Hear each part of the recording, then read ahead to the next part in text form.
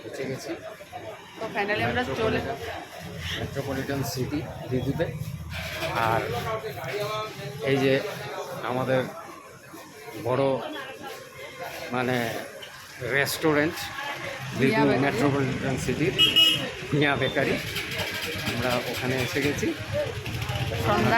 সন্ধ্যার স্ন্যাক্স হ্যাঁ, তো সাডেন প্ল্যান হলো। আর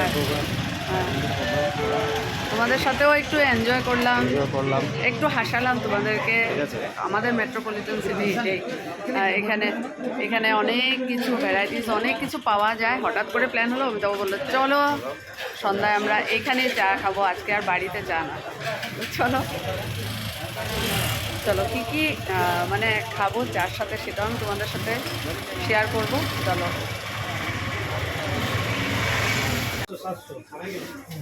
মিয়া বেকারি, সঙ্গে এই যে দুধটা আছে, ঠিক আছে। টপ রাইটার, আমরা এসছি এখন ইভিনিং স্ন্যাক্স করতে। সঙ্গে থাকুন এবং ভিডিওটা স্কিপ না করে দেখতে থাকুন।